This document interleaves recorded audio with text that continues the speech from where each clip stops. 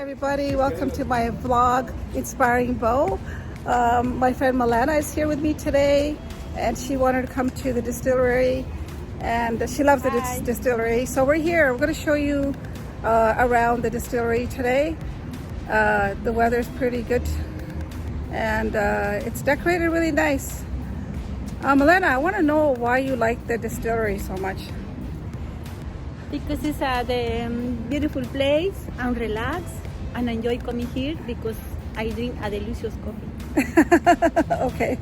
Yeah. I'm going to walk around and show you the outside of the distillery, and you can see all the lights here, stores here.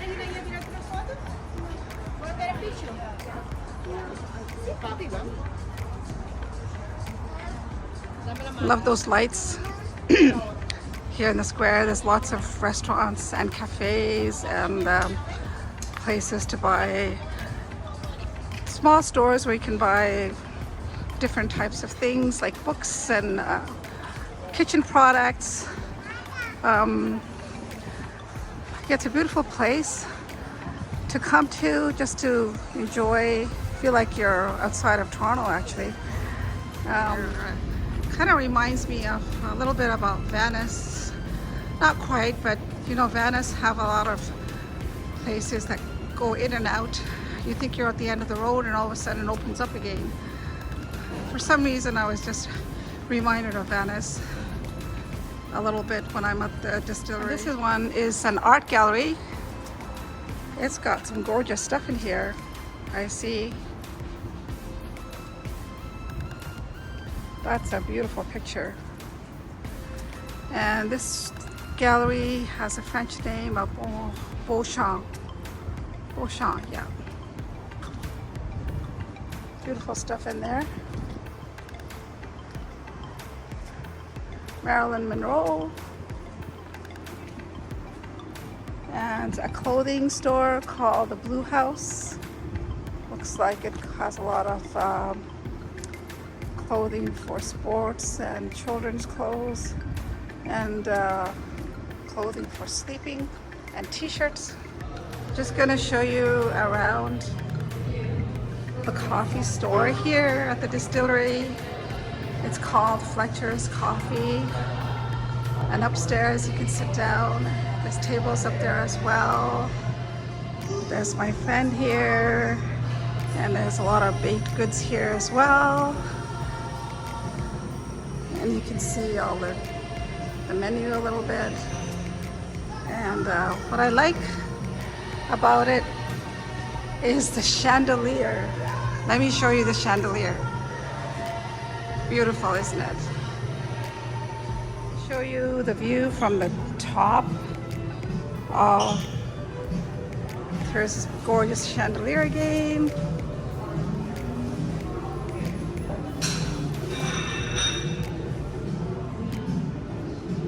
So this is the view for the upstairs if you want to sit upstairs to eat and have your coffee.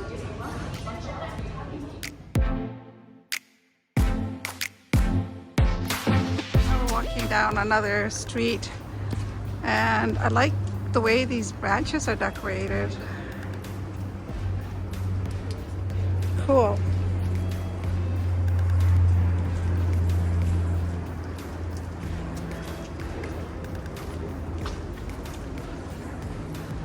Oh, I didn't notice all of these, not branches, but tree trunks have a different theme to them. So this one has birds, one of them had flowers, and the other one had butterflies. Met Isabella at the distillery, and she comes here often, and I want to know, Isabella, why you come to the distillery so often? Well, the reason I come here a lot is because one thing, as you can see, the lightings in the background at nighttime. Another thing is because Distillery District is actually one of Toronto's well-preserved historical neighborhoods. It has been here for decades, and it serves as Toronto's earliest among its breweries. Over time, as the breweries closed down, it later on got converted into a place where many small businesses were allowed to spawn. nowadays we have some of the more popular places, including some indigenous arts galleries, which are just around the corners around this area. Another reason I like the Distillery district is because, well, I guess the Balzac where you just ran into me earlier is one of my favorite cafe. I would call it. Why is it your favorite cafe? The reason why is because there's a lot of okay, confession, I actually work at Starbucks, but there are some drinks that you can't find in the Starbucks menu. Right. And another thing is because I have a best friend there, and she makes the best when it comes to the sparkling lemonades, including the hibiscus or the cucumber mint. So that's part of the reason. And the Balzac over there, which used to be, historically it was like a fire drill where they were like pumping water from the lakes. It's just like there's many historical vibes that we get from around this neighborhood. Yes. And at the same time, aside from that, it has been it has resisted gentrification. What does that mean? Okay, so in simple terms, gentrification is when, let's say you have worked in this neighborhood that traditionally had like independent family-owned mom and pop stores, business, and then over time they got closed down because maybe rents were too costly, and then like mainstream businesses start taking over the places such as Lovelaw's or Shoppers Drug Mart, and then over time the uniqueness kind of like fades away because it's being overshadowed by all the mainstream places like, let's say, Pizza and so on. So the reason why I like places like this that resist gentrification is also because in doing so they preserve that vibe, that uniqueness of the location. So this is also part of the reason I hang out here a lot, despite the fact that I don't live around this area. You don't live around this area? No, in fact, I live like miles away. Oh, okay. But you really like it. It reminded me of Venice, believe it or not, because I've been to Venice just a little bit, you know. Oh, really? Because Venice, you walk and you think you've come to the end of the road, and all of a sudden it'll open up to restaurants and get cafes and everything. And I don't know why, it just gives me that vibe of Italy. Absolutely. Yes. I mean, it's often compared to so many places in the world here. That's true. That's true. I was just wondering also, if you don't mind me asking, how do you cope in tough times? You can answer this question or not, but it's also, I like to inspire people through my videos.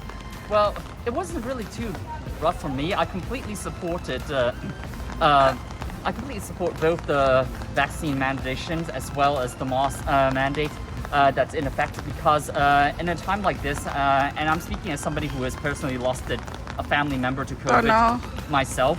Yes. And so I'm still taking it seriously. Just because I'm double vaxxed does not mean I'm going to go walking around maskless. Right. But in terms of this neighborhood, this is also part of why I like it, because even during the pandemic, they had adjusted perfectly to ensure the safety of not just the employees but all the customers, so that we can still enjoy the same visitation experience. But at the same time, it also means that we are carefully sanitizing products that customers would otherwise touch in many of the souvenir stores more often. I remember in pre-COVID times, sometimes there were certain items that were sitting on the shelves, and then they were so dusty, and then when we cleaned, like when some of my friends were cleaning them, who works around these areas, it was like fingerprints or stuff that were on it. But this time, because of the safety measure, it's causing more people to be more careful. And so many of these stores, they actually continue to look very attractive to many visitors. So that's one of the things I liked about the safety precautions. What was most challenging for you during the COVID period, and how did you deal with it? The most challenging part was having to go fire resumes all over the place and to look for jobs, because unfortunately many typical businesses, including retails, have been taking quite a huge beating. Small businesses were disproportionately affected the most because they did not have enough fundings to actually sustain themselves, and with the inflating rent costs, it's just that's the shadowy part about Toronto. Another part that I found really challenging is, like, in pre-COVID time, I was often out in solidarity with many of my friends from various First Nations, Indigenous folks. I had to limit my involvement throughout the first, second, third lockdown, because at the time I was not vaccinated yet, and I have to be careful. I still have elderly people among my families and relatives. I want to make sure that I don't accidentally carry anything and put them in danger. Right. Okay. So then, how did you cope through the challenging times? What about emotionally? How did you deal with it emotionally? Emotionally, it wasn't too hard for me. I know, like, everything. I used to like hang out a lot with like a group of people, but now it was mostly just online. I still have like internet access. I can talk to my relatives as well as my close friends. So it's not too difficult. I don't really think much has changed in terms of my interactions. But aside from the loss of that one relative of mine, as well as I'm sorry to hear about that. several of my friends. But in so many ways, so I don't really feel like they're completely gone. I mean, That's true. Because during their time, they influenced me in a lot of different ways. So you feel they're still with you? Yeah. The people who have passed away are still with you? Yes, like I don't believe it in a spiritual way, but rather as like more of a legacy of the person who's gone. There's still the fact that they were. I still see certain behaviors and personalities and jokes and hobbies that are reflected in some of my other friends, as well as some of my other relatives. So they're still around, but just in a different form. Right. Oh, I like the way you express that.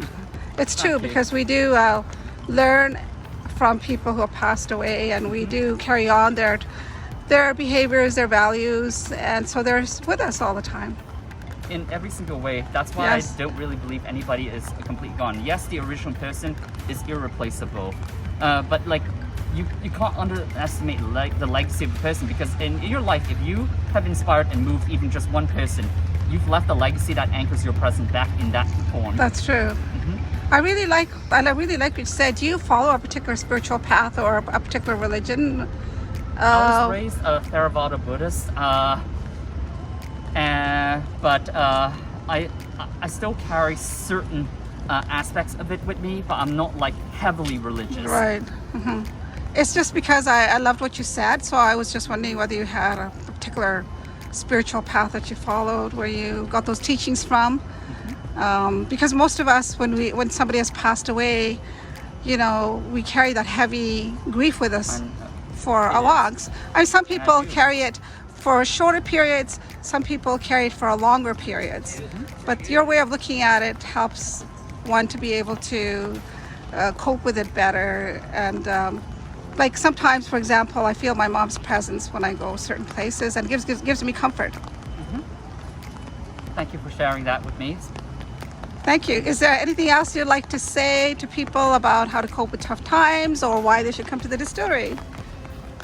Well, for those of you who are still worried about, for those of you who are still unvaccinated or awaiting your second shot, I would advise that until you've got your second shot, please refrain from dining in or sitting in at any of the bars right now, because there's unfortunately still many people are sitting in their patio, and there's still the risk, even though most of them are very likely double vaxxed, but just for personal safety. But as for many of the souvenir stores around this area, as well as certain places that I sometimes visit, such as Izumi, and they have the best bath powders, by the way. The best what? The bath powders. Oh, okay. So where was that place again? Izumi. So it is. Izumi. Okay. Yeah, it's a Japanese Canadian owned brewery that they create like a lot of unique sake, but it's kind of Japanese style, but also Canadian at the same time. So it's not like 100% pure Japanese. Oh, okay. It's their own unique type of wine. I use it for cooking because I can't actually drink due to alcohol intolerance, but it still adds to the flavor. And that's one of the best places. Other places I could highly recommend if you plan to order takeout would be, I believe that's like, what is that name? It's that sushi restaurant that's just across from it, right around that corner. It's just escaping my head right now. I think I passed it, but I don't remember the name of it. Okay, yeah, that's the thing. Even I'm still like There's some What places- about what about emotionally? Like you have a very spiritual background of Buddhism. What advice would you give to people and how they can cope with when they're feeling down and out? Well, in that terms, that would require a lot of thinking. I know, like, I know every it's person has a unique way, Yes, and my yeah. advice would not necessarily work for That's true. everyone. That's true. So I'm not trying to dodge the question, but rather it's like a very difficult one because there's no one right way to cope. Yes, I agree with you. Is there any one that stands out for you that works for you? Well, the one that continues to stand out with me is that I continue to, focus on what's important, which is right now rebuilding my own personal saving that's taken a beating during the pandemic. I also Building your personal safety, did you say? savings. Savings, okay, Yeah. yes. Uh-huh. I also continue to have conversations with some of my best friends online, and sometimes I nerd a lot about all kinds of stuff because most of my friends and I have a lot of shared like fascination in like various animals and Various what? animals. What is that? Animals. Oh, animals, sorry. Yeah. Sorry. All right, Canadian animals. Yeah, British okay. animals. So you- okay. okay. And like, for example, I have like a lot of pet shrimps that apparently a few of my friends are very fascinated in. Sorry, what kind of pets do you have? Shrimps. Shrimps. Yeah. Pets? freshwater For shrimps. pets? Yeah, they're pets. They're small, like you can't eat them. Oh, okay, They're- okay. they're- Yeah, and I focus on not just the pet care, but also I continue to research the various breeds out there. I find that it's a good hobby.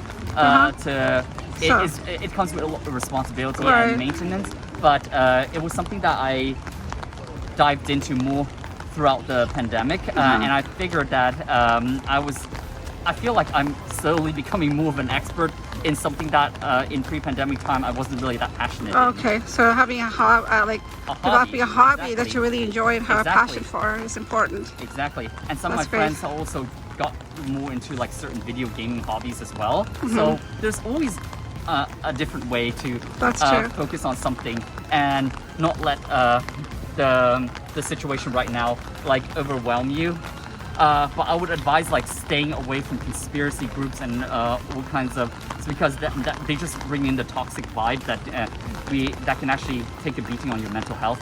So please stay away from that. But other than that, yeah, focus on your hobbies and whatever it is, because everyone can find more than one of them. That's out true. there. That's true. That's great advice. Anything else you'd like to leave us with before I let you go? I know it's raining, and I really appreciate you joining me and doing the interview, especially because it's raining. It's very kind of you to talk to us for a while. Thank you. Well, right now, yes, in a rainy day like this, if you know it's going to rain, I don't anticipate this. Unfortunately, I was working, otherwise I wouldn't be out today. All right. Then it's best to wait until Mother Nature calms down, and Yes. then, because otherwise you're going to end up like me, all so tan. Yeah. So So yeah. thank you so much for joining me in this chat. It was very interesting, especially since you gave us a lot of information about the distillery, which I didn't know myself. So that would be helpful for other people. And I really want to thank you for joining me in my vlog, Inspiring Bowl. That's the name of my vlog.